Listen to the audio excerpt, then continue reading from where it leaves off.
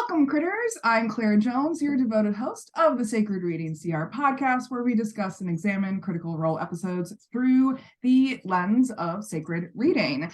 And so this particular episode is about Campaign 1, Episode 18, Part 1. Yes, I got that right. And joining me today is Petall. Hello. Hello. It's been a long week, so we're going to try the best with this. All right, so icebreaker. What school subject was or is your least favorite? Least favorite. Oh, that's easy. My least favorite is PE. I was always a very good student.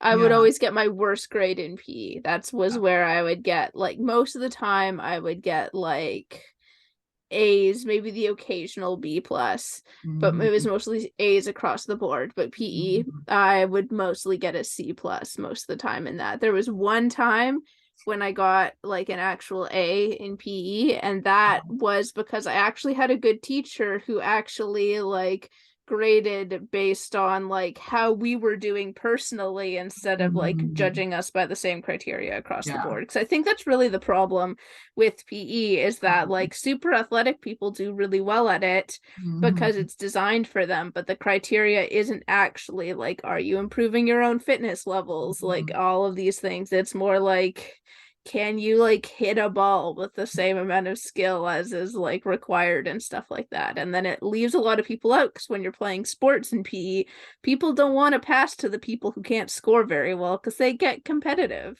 and then their grades suffer as a result. Yeah, I really feel that. Like now that you say PE, I would almost change my answer to that. But I was able to maintain a B in PE because I'm very flexible. And so I always passed all of the flexibility tests. Nice. And I'm also naturally strong. And so when it came to like the weightlifting thing, like that was never a problem for me. What killed me was cardio. I could just never, ever do cardio. Like running a mile was awful.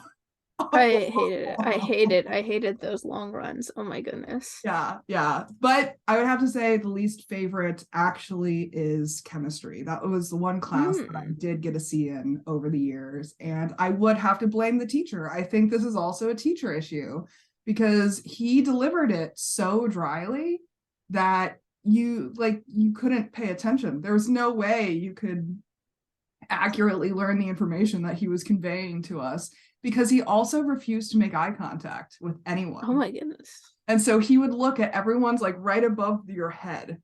Like he never made eye contact with you. And so he would like look across the room and just like look right above your head. And like it just was a really poor way to absorb information.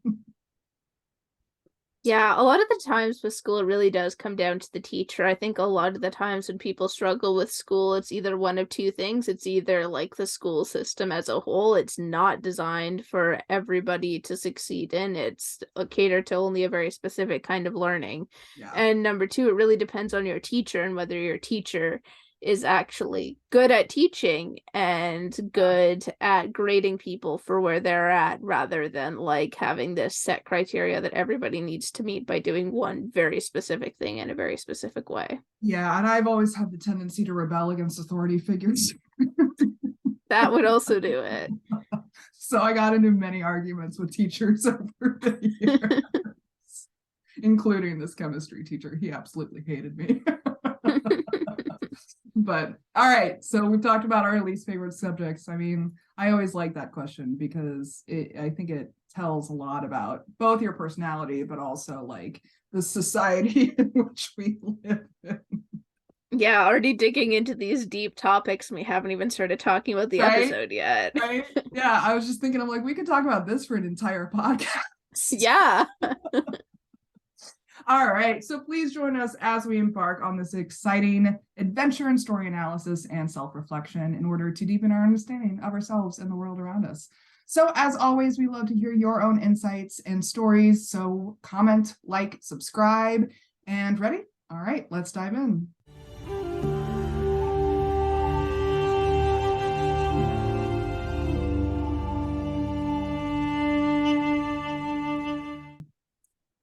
Vox Machina have just been informed that in order to clear themselves of any criminal charges in the divine city of Vasselheim, they must become members of the Slayer's Take, which is a guild of fighters, by taking 2 different contracts. And their party has been split to accommodate each contract, and they are provided with additional companions to round out their groups.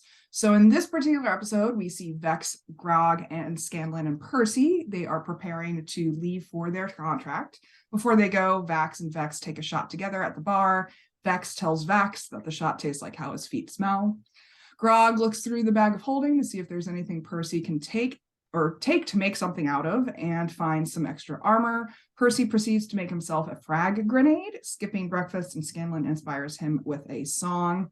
They eventually approach Merton, one of the tavern's co-owners. I was like, is he a manager? Is he a co-owner? Is he just like the front desk guy? I was like, I don't know what to call him there. But he's the hunt master's husband. And they ask for their contract. They are introduced to one of their traveling companions, who is Mary Elizabeth McGuinn, who plays Zara, a red tiefling warlock, who says that she recognizes Grog from his fight against the Hammer. She compliments his showing in the fighting pit, and Grog blushes. Then Vex demands to know what her name is after she gets passively aggressively brushed by Zara's horn.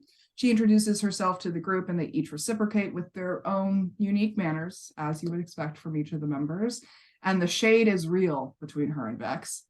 Percy rolls an insight check to see if he recognizes nobility in her, but is told that it's self-importance that is hiding insecurities. Grog asks her what her weapon of choice is, and she says her staff that she forged herself. Merton leaves the room to figure out who is supposed to lead them, an actual member of the Slayer's Take, and then returns with Felicia Day, who's playing Lyra, a human wizard, who stumbles into the room late. She spills papaya all over the floor as she enters and effuses over them excitedly. She introduces herself, and Vex asks her what kind of fighter she is. She says that she is so excited that she's getting the chance to go out and fight, and Zara asks if she's used to working at a desk. Lyra asks if she's psychic. They ask if she has ever led a group before, and she says no. They say that they couldn't tell, sarcastically. She rambles some more about how excited she is to go on a contract, saying that she is wearing her best robe, and in the process of trying to brush the papaya off of said robe, she gives herself wardrobe malfunction and briefly flashes them. She explains that she was accepted into the Slayer's Take on a technicality, while Trinket joins Grog in eating the spilled papaya off the ground. She offers them some food, and Percy accepts a crumbled biscuit from her after a suggestion by Vex. She tells them that her uncle is the diplomat from Amon in Vasselheim, and they ask if she's heard of them, which she says no. She says she came to Vasselheim because her boyfriend, Algar, and they tell her that they had run into him already, since he was one of the fighters who claimed they were skags for killing the Hydra. Lyra asks if he looked good when they saw him, and they say yes, he is a strapping lad. Grog asks what her weapon of choice is, and she pulls out her wand, almost hitting Percy in the process. The Huntmaster arrives at that point and greets them. Lyra thanks her profusely for letting her lead the group. Vex also thanks her for putting them in Lyra's capable hands. Oh, that was quotes for those of you who are not watching. There's some shade traded between Vex and Zara, but the Huntmaster continues by giving them 4 healing potions, and Scanlan says that he thinks the members of Vox Machina should get them. Lyra says that as the leader, she approves of that democratic plan. Percy refuses, and Scanlan takes his. Merton also gives them a satchel with snaps, telling them it's a temporary gift for the transportation of perishable aspects of the creature they will be hunting. Vex and Zara fight over who will hold it for the trip. They roll for it, and Vex wins, and Lyra agrees that the roll stands as the leader. Zara accidentally hits Vex with her tail in retaliation, and the Huntmaster says that she's glad to see that a pecking order has developed so quickly. She then gives the bag to Zara, and Vex objects, taking it from her and putting it around her own shoulder. Grog asks what happens if they don't return with all of the members they left with, very dryly, and the Huntmaster tells him that they would not be allowed into the guild hall. She then tells them that their contract comes from the crown of Arathis from within Vasselheim. She gives it to Percy to read. Lyra tries to look at it too, but rips the paper, so Zara casts mending to fix it.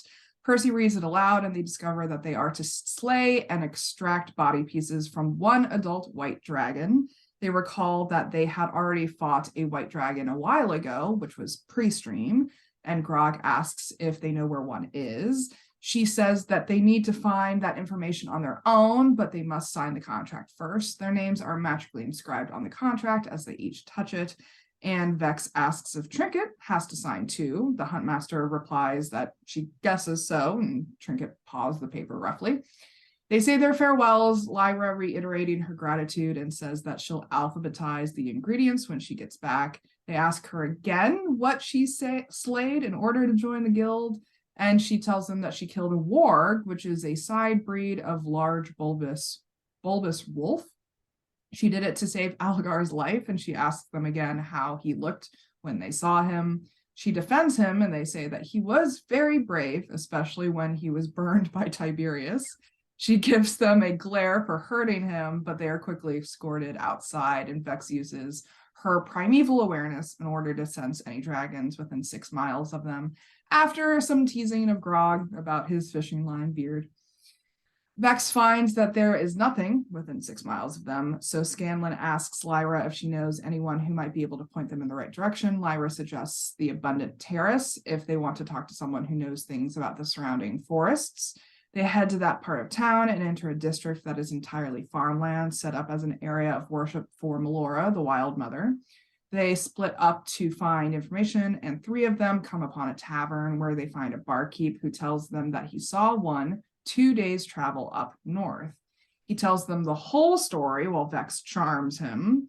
They try to hurry him along, but he draws it out into a long, dramatic tale, very dramatic tale. He asks if they believe him, and they say they do, so much so that Scanlan might even write a song about it. Lyra pays him a gold for his story, and Vex eyes her gold bag to gauge how heavy it is, finding a large Scrooge McDuck bag. I knew no, however, way to describe that. Scrooge McDuck bag. Lyra suggests that they go shopping for warmer clothing and horses in order to prepare, and they ask her if she has an allowance from the guild for such things. She says that horses are provided to full-fledged members, but part of the contract is to secure your own transportation, starting to ramble again about how she got into the guild in the first place. Scanlan passively aggressively says that he can't wait to hear the story, and maybe she should just write it down herself. They head out to leave, and Vex stops Lyra to notify her that her large bag of gold is a little conspicuous, and maybe she would want to keep a better eye on it. Lyra thanks her for her kindness and says she's going to buy her the prettiest cloak. Vex says that Lyra has lovely eyes. Lyra says, "I've never had a friend before. This is so great." Vex says that maybe Lyra can tell her more about Algar, and she starts rambling again about how handsome he is. They rejoin with Grog, Percy, and Zara, and they tell them what they found. Lyra clarifies that they have 3 days to get home after fulfilling the contract, so it will be no problem to take 2 days there and 2 days back. Lyra says that they can go by her uncle's place since he's the trade ambassador, and he will give them anything they want. They look for a livery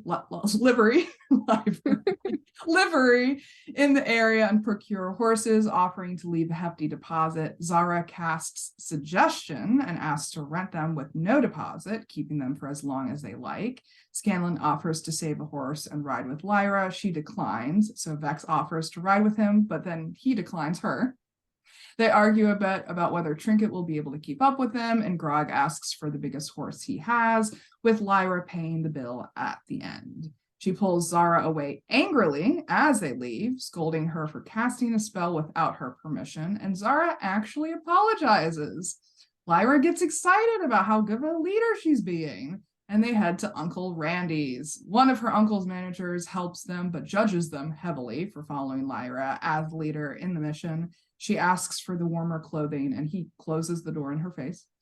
They knock a little bit until the door opens again, and the manager shoves a big pile of clothing into Lyra's arms and then shuts the door again.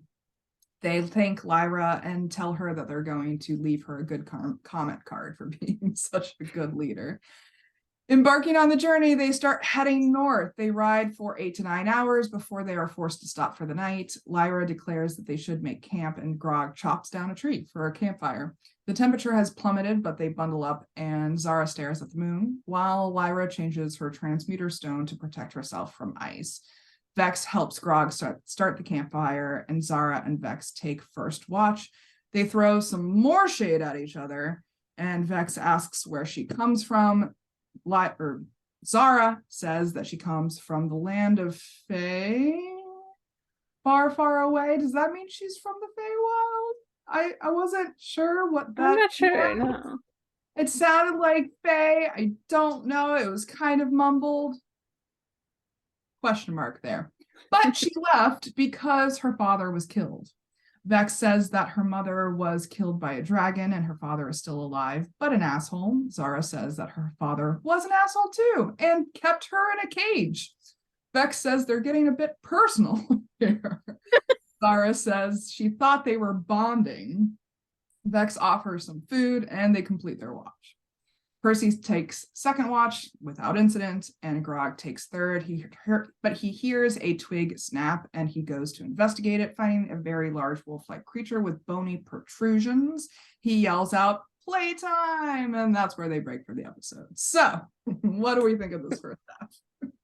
It was a very, very good episode. It was interesting watching this episode and seeing Zara's introduction after watching season 2 of The Legend of Vox Machina, in which Zara is introduced and she plays a very different role than she plays here. Still one that makes sense for her character, but like I had to keep reminding myself, I'm like, okay, this is like a different canon. The way that is like presented in the TV series is not what's happening here in the campaign. Yeah, but it was just cool to see like once again those like beginnings, especially so recently after I've seen season 2 of The Legend of Vox Machina. Yeah, it is interesting when you see these reoccurring guest characters come in and out of this campaign, because like this is the first guest that they've had in this campaign, and it becomes a bit of a tradition for them to invite guests onto the show and have them play relatively large parts in the plot. Yeah, the campaign. Like there's a lot of things that are turned one way or another because of guest character contributions. Yeah, absolutely. It's really cool to like see the start of that here and to see the first instance of guest characters. It's also interesting to see the way that the parties have been split as well, because I think this is the first time, now correct me if I'm wrong, but I think this is the first time we have seen the twins split up for any reasonable length of time. Yeah, I think they even say it in the previous episode that they haven't been split up, like I think literally since the canonical Kith and Kin story. Is like the last time they were split, I think. Yeah. Which is like pre-Vox Machina, like pre even the ships, like pre all of them. Yeah, absolutely. So that's cool to see those dynamics. I think it's a choice that really allows us to like focus on like the less obvious character dynamics within the campaigns. Obviously, like especially in the beginning, they're kind of like it's easy to attach certain characters to like each other, and like there's characters that they're more drawn towards interacting with, but splitting up the party like this allows for more of those other interactions that I'm sure have been happening since like long before they even started streaming, but is able to like bring a greater focus because it's not just like Vex can't like reliably go and like talk to Vax whenever she wants to talk to someone. Like she has to go and talk to other people now. Not that Laura didn't have Vex talk to other people, but it's just she doesn't have that fallback. And she's clearly taking it out on Zara. Oh yeah, absolutely. Absolutely. Like, Zara was the instigator for sure, like introducing herself in that way, brushing past Vex in their introductions and kind of like knocking her a bit. And it was definitely a physical intimidation move on her part, but Vex rises to the challenge. Absolutely. I also think it was interesting the way that the two of them like clashed over like who would like carry the bag because inventory is Vex, aka Laura's Yeah. big thing. Yeah. And so it's like not even like a clash over something that like doesn't really matter too much. It was like a clash over like something that is very important to how Laura plays Vex. Yeah, yeah. I mean, what I'm really seeing here is sibling relationships in like a lot of different ways, because as an adventuring party, I mean, it's more or less a found family, right? And so you kind of treat the members as siblings, whether they're blood or not, right? Yeah. And I think having Zara and Lyra come in, it's almost like having step siblings come in. Yeah.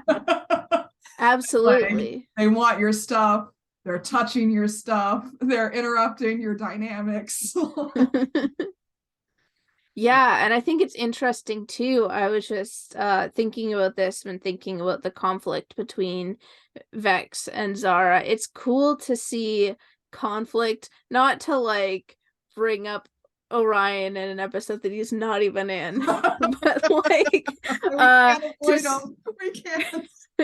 To see the like a healthy in character conflict that doesn't extend beyond the characters. It's clearly something that like the two players are like enjoying doing with their characters, and it's not representative of any like animosity or conflict between like the players themselves, which is like a huge difference between the conflict that Tiberius constantly stirs up.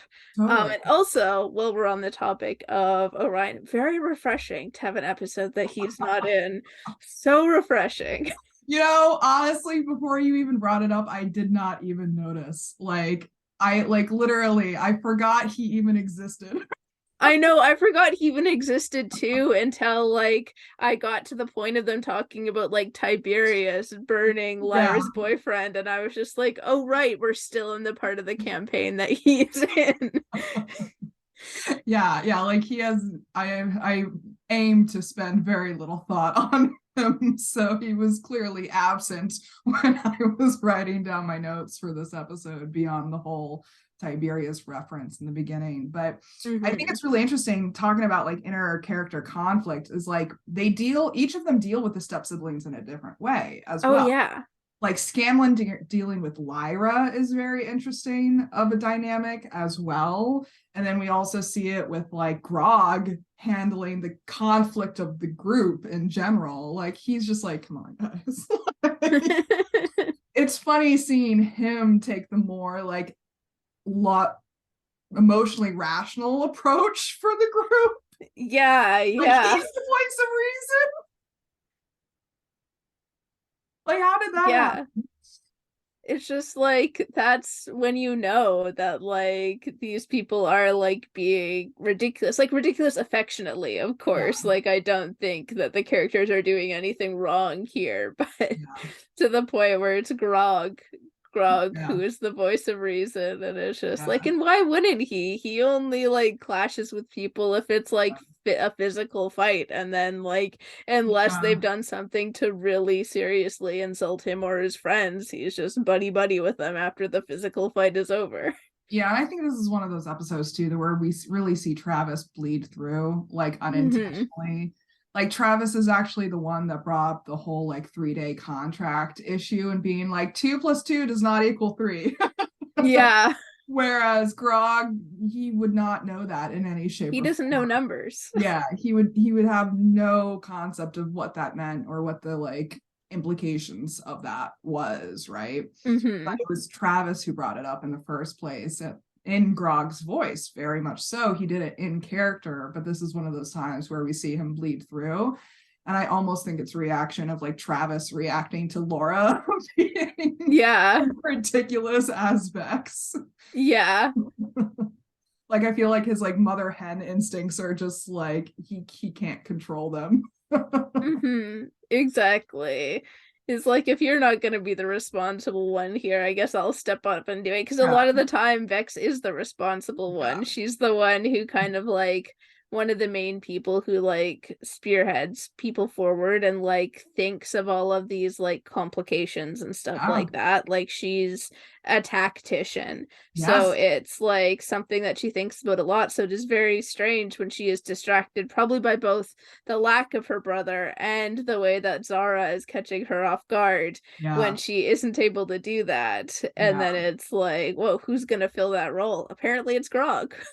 Yeah, and well, I think we've been seeing this happen, or I guess develop in the last couple episodes too, is like all of these filters that they have as these characters. Like one of the notes that I made was Percy mistakenly reading her self-importance as nobility.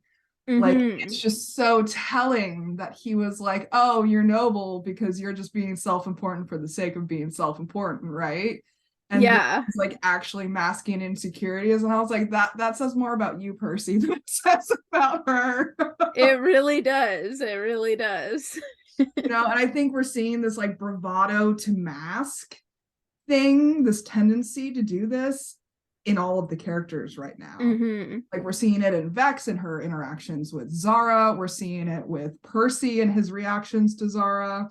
We're even seeing it in Scanlan and his like almost condescending cajoling that he's doing with Lyra. Like it's very also mother hen-y in the way that Yeah. he's treating her and just being like, all right, we're going to set you over here and you're just going to play in this play box while the adults work over here. And we'll make you feel like you're the one who's leading us. Yeah, exactly. And like he's also arguably the oldest person in the group as well, which we don't know that as audience members yet, but is showing his age in this episode. Yeah.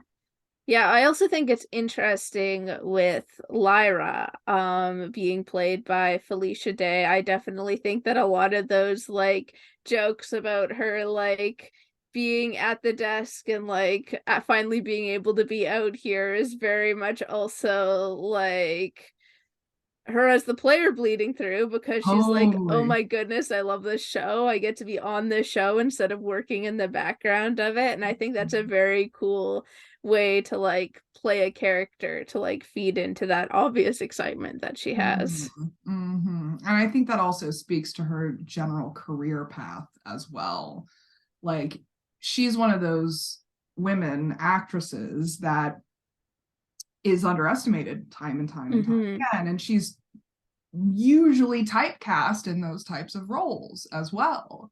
And here she is taking it on for her own and using it to her advantage and like really playing with it more so than like letting it be a weakness. It's more like she's taking ownership over that perception of her that she knows exists out there. Yeah, exactly. And I think it's a really cool way for her to have crafted that character, because she could have crafted that character completely differently and had her be like all sorts of like she could have like crafted Lyra to be like another Zara. Yeah. But she didn't. And I think it adds some really interesting dynamics to the party, and it's really interesting to think about when you think about like her actual roles in real life and in her career. Yeah, I mean, how often do we use our D&D characters to mask ourselves, like literally and figuratively and narratively? Like, oh, absolutely. Sometimes on purpose and sometimes completely accidentally.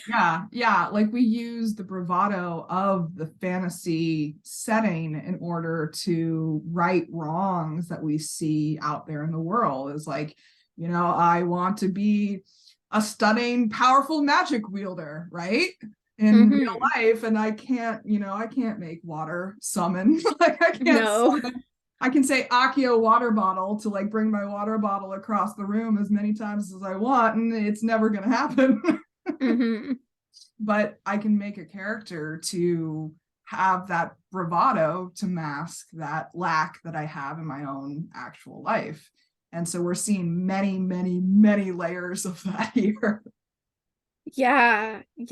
And it's just always something I love to examine. I'm a very character focused person, like both in when I play D&D and when I consume media. And so I love, especially with D&D characters, where there's like more of a link between the person playing them and like their creation and like who they are. I love like psychoanalyzing those Yeah, and like yeah, just yeah, kind of like picking it of like, oh, I noticed these parallels between this person as they actually are as a person, or at least how they present to the yeah. world as a person. And like these characters, Yeah. which are also a presentation to the world of themselves. Yeah, it's fascinating. I mean, like, speaking of personal experiences, to segue to that, like, I feel that all the time when it comes to being an author, because like as an author, it's inevitable to have yourself inserted in the characters. Like, Mm-hmm.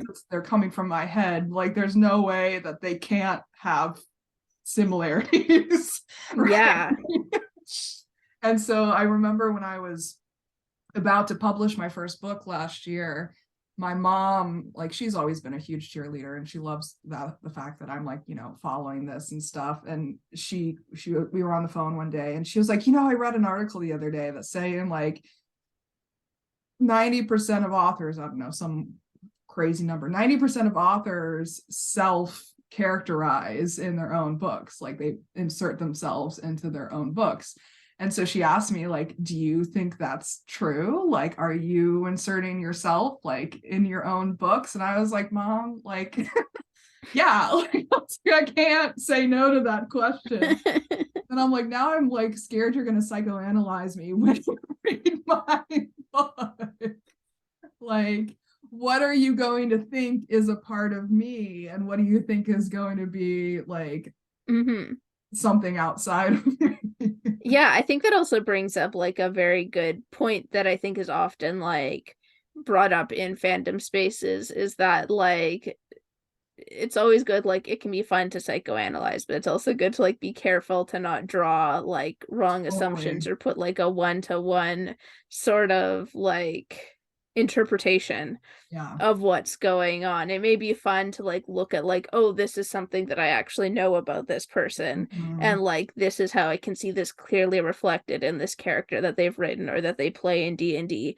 But it's like less of a like you got to be careful that you're not just being like, oh, this character experiences and does this, Mhm. therefore this Mhm. person experiences and does this. And I think that often comes about like, obviously it's way in the future of this podcast and like campaign 2 and stuff like that, but like with a conflict between like Caleb and Bo, like there were so many people Totally. convinced that like Marisha and Liam like hated Yeah. each other for Yeah. a span. And then Yeah. so I think also it's kind of like it's fun to psychoanalyze, but also like be careful. Like Yeah. find that balance between like actually respecting who that person is and drawing assumptions and treating them as fact. Yeah. Yeah. I mean, that's actually something that I intentionally weave into my character development in my books as well.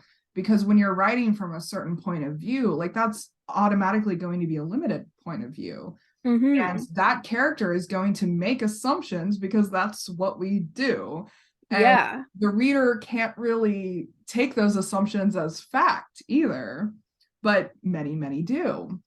And so, like, having these different perspectives, you can play around with that, being like, okay, so this character interpreted this action as this, when in reality, it was motivated by something different. Mm-hmm. And you have to become aware of where that line lies. Yeah, it kind of reminds me of like, all those jokes that go around Tumblr about Tumblr's reading comprehension on a Yeah, post yeah, of like taking the words in a post at face value instead of like yeah, interpreting like the joke or the sarcasm or whatever those words were intended to mean, and people being like, how dare you say this, or how dare yeah, you believe this? yeah, And then like people being like, do I really have to explain every single intention behind every single word that I put out? And then like all of those yeah, joke posts that like circulate because of that, like making fun of that. And it's just like, I think it just like a very good thing for life, not just in D&D, as you were saying, Yeah. to like think critically about what is being said. Like, does it actually mean what you think it means when it is first said or first presented to you? Or is there something deeper that you just need to like think a little harder about Mhm. and work around that? Yeah. Yeah. And that's not just, exclusive to the written word either. Mm-hmm. Like, even when you say things with inflection and expressions and body like language, you can still misinterpret the message. Absolutely. And Like, I one of my, think that go can ahead. also be easily tied into like what we've been talking about before between like the character conflict and like Percy's Mhm. misinterpretation. Like if Percy hadn't taken the time to like roll that insight check, Yeah. like if Taliesin hadn't like broached that, he would have gone around like with the assumption that like, oh yes, Zara is nobility, Mhm. when really it's covering for something else. Yeah, yeah. I mean, one of my favorite quotes over the years has been from the philosopher Bertrand Russell, and he goes, "The biggest misconception about communication is that it happened." Yeah. And it's like, there's no way to guarantee that your exact message that you are trying to convey is conveyed accurately to the person receiving it, because Mm-hmm. there's going to be, I mean, this is what we've been talking about for episodes now, is like there's going to be personal bias, there's going to be a different perspective that people show up, a bit different background, a different knowledge set, a different even emotion. Like, all of this stuff impacts the way that we interpret something. Like, would Vex have reacted in this way to Zara if Vax were there? Mm-hmm. Yeah, that's a very No. good question. It probably would have changed things a lot. A lot of it is just in the context of Yeah. the way things happen, and yet it sets the tone for these characters, like entire relationships. Like this is Mm-hmm. the point that it starts off at. There's Yeah. no going back and changing it. Yeah. Yeah. Just because she was feeling, betrayed, abandoned, detached, whatever you want to classify it as, from Vax, it colored her whole relationship with this Yeah. character. And I think that spreads a lot into real life as well. A lot of times people take things personally when really what it's coming from is that the other person is like dealing with a lot of big life stuff. Life is hard. Everybody has all sorts of struggles. Everybody has their good days and bad days. And sometimes when people have their bad days, things come across wrong. And it's easy to sort of like paint that as like a, oh, like this is a forever thing. This is how they see things. This is like Mhm. what's going on. They're a good or bad person because of XY reason. But people are far more complex than that. It's like they could have just done that because like reacted in the way that they did because they were having a bad day, and they might have had a completely different reaction based on like different events if like their day had gone differently or if it had been a different day entirely. Yeah. Yeah. Yeah. Well, I mean, this is a huge lesson, but what do we want to do about it? Like, what Yeah, actions do you want to take now? I think just like taking the time to like look more deeply at like conflicts that I've had with people, or like times when I've like jumped to like defensiveness or jumped to like painting somebody as like a terrible person in my mind. Yeah. Like just like think more about that. Like are they actually like a person that I am clashing with, or did I just interact with them on a bad day? Is there still Yeah. the potential for a good relationship between the two of us? Yeah. Like if we were interacting under different circumstances, like do I Yeah. want to like mentally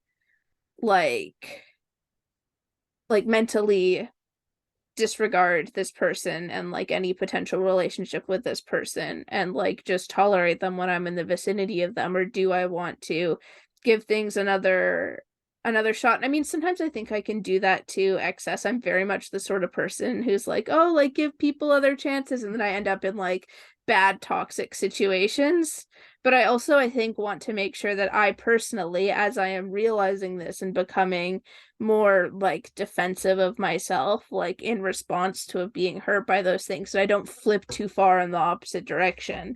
Yeah. And that I find a balance between those, because it's so easy to overcorrect and land yourself into a whole bunch of different problems. And I think it's another thing too, is that I don't want to get caught in that like internet like cancel culture thing, because like sometimes there are people who like have really fucked up and need like just really should not be interacted with anymore, like J.K. Rowling and all of her like transphobia and anti-Semitism and all of that stuff that's going on, that is especially coming to light with like the Hogwarts Legacy game. But there's a difference between somebody like J.K. Rowling, who is using the earnings that she makes to like actually fund things that harm real life people, and like somebody who just had a bad take on the internet one day.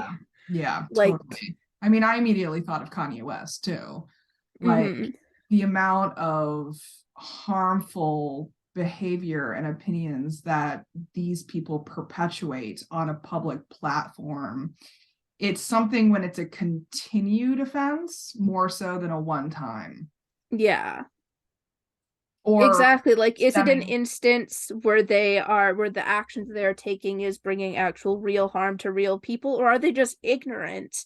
And once they have had the proper education, will they be like understanding and completely change? Or not that it's like your responsibility to educate someone, but it's just like it's important to identify like who are those big people who like are actively spreading harm and shouldn't be fed into, and who is somebody who just like made a mistake and like is ignorant and is still learning, and like maybe you take some time to distance from that person, but maybe not like call them out as a terrible person if they're very clearly still learning and making an effort.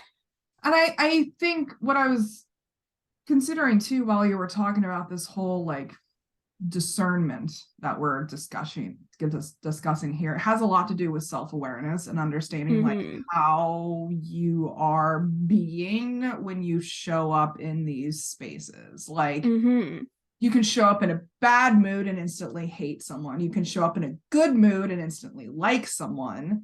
And that in itself isn't a sweeping generalization for that person or for that your relationship with that person either. And you have to have this great degree of self-awareness to understand, like, so if I did meet this person in a overwhelmingly positive environment and now they're disappointing me because they're not the same person that they were in that environment, that's one thing. Or did I show up in a bad mood and so on and so forth? Like, you have to understand how you are showing up in these spaces, in these relationships, in these interactions, in order to understand that that's going to color your experience of it, of them. Yeah, and I think it's also important to like recognize how you show up in those spaces for like how you like show like come up for others. Like, yes, maybe you were having a bad day, but did you like hurt somebody while you were in the midst of your bad day? And therefore, like, is it up to that person to like suddenly like trust you and like you once that bad day is over? That's something for them to work out. Like, you can't like, it's important to be aware of like bad days versus good days, but it's also like they don't always like justify behavior. Now it depends on like what the behavior is, but it's this very complex, nuanced thing that I think everybody needs to sort out for themselves and what boundaries they have.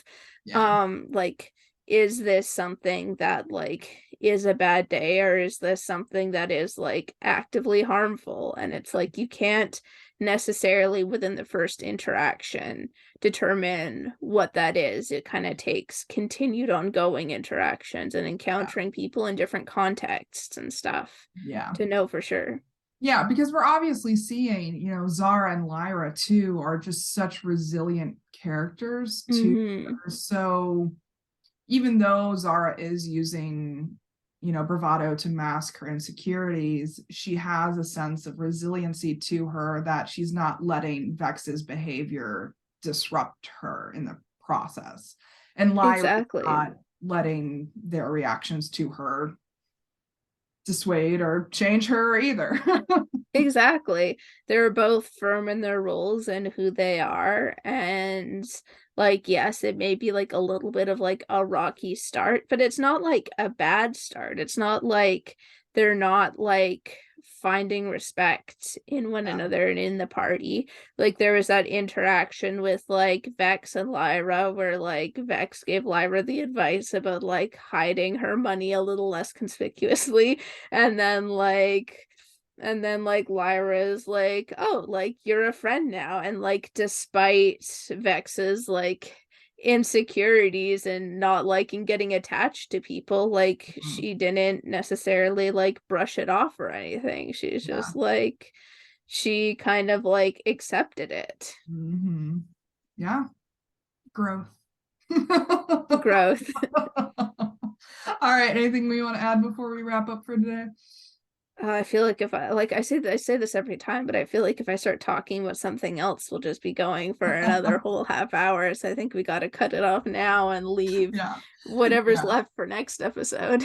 Yeah. I told someone this week who they're big into D&D, but they don't know a lot about Critical Role yet. And so I was like, man, I could talk for years about Critical Role.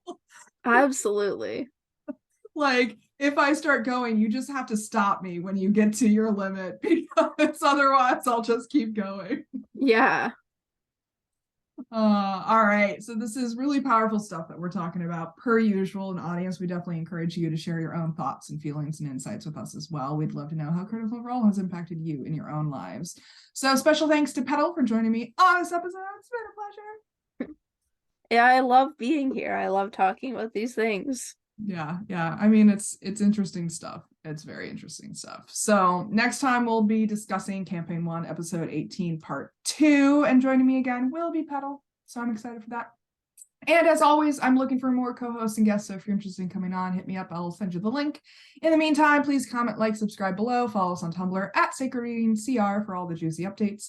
And until next time, may all beings be peaceful. May all beings be free. And always, always, always remember to love each other. Take care, guys.